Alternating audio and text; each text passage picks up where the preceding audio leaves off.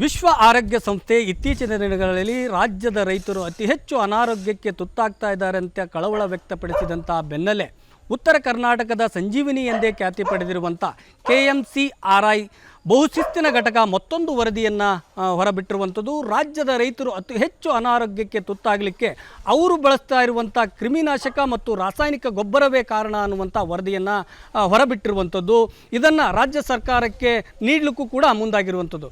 ಇತ್ತೀಚಿನ ದಿನಗಳಲ್ಲಿ ಅತಿ ಹೆಚ್ಚು ಫಸಲು ಬೆಳಿಬೇಕು ಅನ್ನುವಂಥ ನಿಟ್ಟಿನಲ್ಲಿ ರೈತರು ಪದೇ ಪದೇ ರಾಸಾಯನಿಕ ಗೊಬ್ಬರ ಮತ್ತು ಕ್ರಿಮಿನಾಶಕವನ್ನು ಸಿಂಪಡಿಸ್ತಾರೆ. ಆ ಸಂದರ್ಭದಲ್ಲಿ ಮುನ್ನೆಚ್ಚರಿಕೆ ಕ್ರಮವನ್ನೇ ಬಳಸೋದಿಲ್ಲ. ಹೀಗಾಗಿ ಇವರ ಚರ್ಮದ ಮೂಲಕ ಇವರ ದೇಹವನ್ನು ಸೇರುವಂಥ ಕ್ರಿಮಿನಾಶಕ ಇವರ ದೇಹವನ್ನು ಸೇರಿ ಇವರನ್ನು ಅನಾರೋಗ್ಯಕ್ಕೆ ತುತ್ತು ಮಾಡುತ್ತೆ ಅನ್ನುವಂಥದ್ದು. ಅದರಲ್ಲೂ ಸಕ್ಕರೆ ಕಾಯಿಲೆ ಮತ್ತು ಹೃದಯಾಘಾತ ಆಗುವಂಥ ಸಂದರ್ಭ ಇರುತ್ತೆ ಅನ್ನುವಂಥ ವರದಿಯನ್ನು ಕೂಡ ಈಗ ಹೊರಬಿಟ್ಟಿರುವಂಥದ್ದು. ಚರ್ಮ ಕಾಯಿಲೆಕ್ಕೂ ಕೂಡ ತುತ್ತಾಗ್ತಾ ಇದ್ದಾರೆ ಅನ್ನುವಂಥ ಗೊತ್ತಾಗ್ತಾ ಇದ್ದು. ಪದೇ ಪದೇ ಏನು ಕ್ರಿಮಿನಾಶಕವನ್ನು ಅತಿ ಹೆಚ್ಚು ಫಸಲು ಬೆಳಿಬೇಕು ಅನ್ನುವಂಥ ನಿಟ್ಟಿನಲ್ಲಿ ನೀರಾವರಿ ಇರುವಂಥ ರೈತರು ಪದೇ ಪದೇ ಕ್ರಿಮಿನಾಶವನ್ನು ಬಳಸ್ತಾರೆ. ಆದರೆ ಅದಕ್ಕೆ ಮುನ್ನೆಚ್ಚರಿಕಾ ಕ್ರಮವನ್ನು ವಹಿಸೋದಿಲ್ಲ. ಬಹುಮುಖ್ಯವಾಗಿ ಏನು ಮುನ್ನೆಚ್ಚರಿಕಾ ಕ್ರಮ ವಹಿಸಬೇಕು ಅಂತಂದರೆ ಏನು ಕ್ರಿಮಿನಾಶಕವನ್ನು ಸಿಂಪಡಿಸುವಂಥ ಸಂದರ್ಭದಲ್ಲಿ ಮಾಸ್ಕನ್ನು ಹಾಕಬೇಕು. ಜೊತೆಗೆ ಸಂಪೂರ್ಣವಾಗಿ ಬಾಡಿಯನ್ನು ಮುಚ್ಚಿಕೊಂಡು ಕ್ರಿಮಿನಾಶಕವನ್ನು ಸಿಂಪಡಿಸಿದರೆ ಮಾತ್ರ ಅವರು ಯಾವುದೇ ರೀತಿಯಾದಂಥ ಅನಾರೋಗ್ಯಕ್ಕೆ ತುತ್ತಾಗಲ್ಲ. ಮತ್ತು ರಸಗೊಬ್ಬರವನ್ನು ಹಾಕುವಂಥ ಸಂದರ್ಭದಲ್ಲಿ ಹ್ಯಾಂಡ್ ಗ್ಲೌಸನ್ನು ಬಳಸಿದರೆ ಅದರಿಂದ ಕೂಡ ತಮ್ಮ ಅನಾರೋಗ್ಯಕ್ಕೆ ತುತ್ತಾಗೋದನ್ನು ಕಾಪಾಡಬಹುದು. ಇನ್ನೊಂದು ರೈತರು ಗಮನಿಸಲೇಬೇಕಾಗಿದ್ದು ಏನಂತಂದರೆ, ರೈತರು ಜಮೀನಿನಲ್ಲಿ ಇರುವಂಥ ಸಂದರ್ಭದಲ್ಲಿ ಜಮೀನಿನಲ್ಲೇ ಇರುವಂಥ ನೀರನ್ನು ಸ್ವಲ್ಪ ಕೈ ತೊಳೆದುಕೊಂಡು ಆಹಾರ ಪದಾರ್ಥವನ್ನು ಸೇವಿಸ್ತಾರೆ. ಆಗಲೂ ಕೂಡ ಅವರ ದೇಹದ ಒಳಗಡೆ ಕ್ರಿಮಿನಾಶಕ ಹೋಗುವಂಥ ಸಾಧ್ಯತೆ ಹೆಚ್ಚಾಗಿರುತ್ತೆ. ಜೊತೆಗೆ ಈ ಹಿಂದೆ ಸಾಂಪ್ರದಾಯಿಕ ಕೃಷಿಯನ್ನು ಮಾಡುವಂಥ ಸಂದರ್ಭದಲ್ಲಿ ರೈತರು ಹೊಲದಲ್ಲೇ ಇರುವಂಥ ನೀರನ್ನು ಕುಡಿತಿದ್ರು. ಆವಾಗ ಅವರ ಆರೋಗ್ಯಕ್ಕೆ ಅಂಥ ಕೆಟ್ಟ ಪರಿಣಾಮ ಬೀರ್ತಾ ಇದ್ದಿಲ್ಲ. ಆದರೆ ಈಗ ಅತಿ ಹೆಚ್ಚು ರಾಸಾಯನಿಕ ಬಳಸೋದ್ರಿಂದ ನೀವು ಹೊಲದಲ್ಲಿರುವಂಥ ನೀರು ಕುಡಿದ್ರೂ ಕೂಡ ಅದರ ಜೊತೆಗೆ ನಿಮ್ಮ ದೇಹವನ್ನು ಸೇರಿ ನಿಮಗೆ ಕಾಯಿಲೆಗೆ ತುತ್ತಾಗುವಂಥ ಪರಿಸ್ಥಿತಿ ನಿರ್ಮಾಣವಾಗುತ್ತೆ. ರೈತರೇ ಎಚ್ಚರ.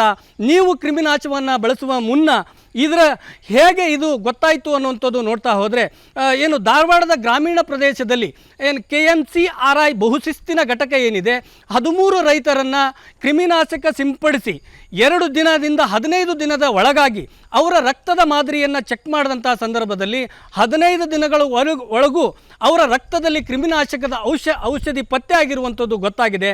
ಹೀಗಾಗಿ ರೈತರು ಎಚ್ಚರಿಕೆಯನ್ನು ವಹಿಸಬೇಕು. ಅತಿ ಹೆಚ್ಚು ಕ್ರಿಮಿನಾಶಕವನ್ನು ಬಳಸಿ ತಮ್ಮ ಫಲವತ್ತಾದ ಭೂಮಿಯನ್ನು ಬಂಜರ ಭೂಮಿ ಮಾಡುವುದರ ಜೊತೆಗೆ ತಮ್ಮ ಆರೋಗ್ಯಕ್ಕೂ ಕೂಡ ಕಂಟಕವಾಗಿದೆ.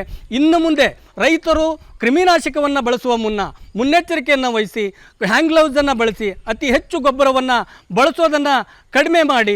ಯಾಕಂದರೆ ಅತಿ ಹೆಚ್ಚು ಫಸಲು ಬರಲೇಬೇಕು ಅನ್ನುವಂಥ ನಿಟ್ಟಿನಲ್ಲಿ ರಾತ್ರಿ ಹಗಲು ಗೊಬ್ಬರ ಸಿಗದಿದ್ದರೂ ಕೂಡ ಕ್ಯೂವಲ್ಲಿ ನಿಂತುಕೊಂಡು ರಾಸಾಯನಿಕ ಗೊಬ್ಬರವನ್ನು ಬಳಸ್ತೀರಿ. ಆಮೇಲೆ ಕ್ರಿಮಿನಾಶಕ ಸಿಗಲಿಲ್ಲ ಅಂದರೂ ಕೂಡ ಸಾಲ ಮಾಡಿ ಆದರೂ ಕ್ರಿಮಿನಾಶಕವನ್ನು ಬಳಸ್ತೀರಿ. ನಿಮ್ಮ ಆರೋಗ್ಯ ಗಟ್ಟಿ ಇದ್ದರೆ ಮಾತ್ರ ನಿಮ್ಮ ಮುಂದಿನ ಪೀಳಿಗೆಯನ್ನು ಗಟ್ಟಿಯಾಗಿರಲಿಕ್ಕೆ ಸಾಧ್ಯ. ದೇಶದ ಬೆನ್ನೆಲುಬು ಅನ್ನದಾತ ಅಂತಾರೆ.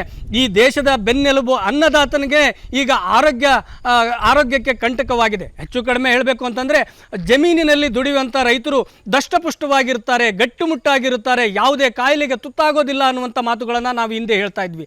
ಆದರೆ ಇತ್ತೀಚಿನ ದಿನಗಳಲ್ಲಿ ಅತಿ ಹೆಚ್ಚು ರೈತರು ಅನಾರೋಗ್ಯಕ್ಕೆ ತುತ್ತಾಗ್ತಾ ಇದ್ದಾರೆ.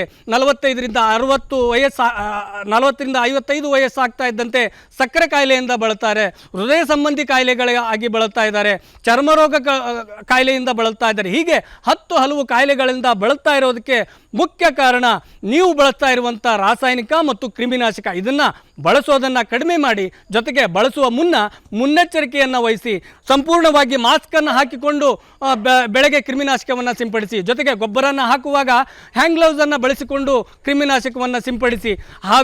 ಹಾವೇರಿ ಆಗಿರ್ಬೋದು, ರಾಜ್ಯದ ವಿವಿಧ ರೈತರಿಗೆ ಇದೊಂದು ಎಚ್ಚರಿಕೆ ಗಂಟೆ. ಇದನ್ನು ರಾಜ್ಯ ಆರೋಗ್ಯ ಇಲಾಖೆಗೂ ಕೂಡ ಈ ವರದಿಯನ್ನು ಸಲ್ಲಿಸಲಾಗ್ತಾ ಇದೆ. ವಿಶ್ವ ಆರೋಗ್ಯ ಸಂಸ್ಥೆಗೂ ಕೂಡ ಇದನ್ನು ಬಳಸಲಾಗ್ತಾ ಇದೆ. ಇನ್ನು ಮುಂದಾದರೂ ಎಚ್ಚರಿಕೆ ವಹಿಸಿ. ಜೊತೆಗೆ ರಾಜ್ಯ ಸರ್ಕಾರ ಮತ್ತು ಕೇಂದ್ರ ಸರ್ಕಾರವೂ ಕೂಡ ರೈತರಿಗೆ ಅರಿವನ್ನು ಮೂಡಿಸುವಂಥ ಕೆಲಸ ಆಗಬೇಕು. ಆ ಅರಿವನ್ನು ಮೂಡಿಸಿದಾಗ ಮಾತ್ರ ರೈತರು ಎಚ್ಚೆತ್ತುಕೊಳ್ತಾರೆ. ಯಾಕಂದರೆ ರೈತರು ಅನಕ್ಷರಸ್ಥರಾಗಿರ್ತಾರೆ. ಅವರಿಗೆ ನಮ್ಮ ತಾತ ಮುತ್ತಾತನ ಕಾಲದಿಂದಲೂ ಬಳಸ್ತಾ ಬಂದಿದ್ದೇವೆ, ನಮಗೇನು ಆಗಿಲ್ಲ, ನಮಗೇನಾಗುತ್ತೆ ಅನ್ನುವಂಥ ನಿರ್ಲಕ್ಷ್ಯ ಭಾವನೆಯಿಂದ ನೀವು ಕ್ರಿಮಿನಾಶಕವನ್ನು ಸಿಂಪಡಿಸಬೇಡಿ. ಯಾಕಂದರೆ ನಿಮ್ಮನ್ನೇ ನಂಬಿಕೊಂಡು ಕುಟುಂಬ ಇದೆ, ನಿಮ್ಮನ್ನೇ ನಂಬಿಕೊಂಡು ದೇಶ ಇದೆ. ನೀವು ಉತ್ತಿ ಬಿತ್ತಿದರೆ ಮಾತ್ರ ತುತ್ತು ಅನ್ನಕ್ಕೆ ದಿಕ್ಕು ಬರುತ್ತೆ. ಹೀಗಾಗಿ ನೀವು ಮುನ್ನೆಚ್ಚರಿಕೆಯನ್ನು ವಹಿಸಿ ನಿಮ್ಮ ಆರೋಗ್ಯವನ್ನು ಕಾಪಾಡಿಕೊಳ್ಳಿ ಅಂತ ಹೇಳ್ತೀನಿ. ಹಾವೇರಿಯಿಂದ ಅಣ್ಣಪ್ಪ ಬಾರ್ಕಿ, TV9 ಡಿಜಿಟಲ್.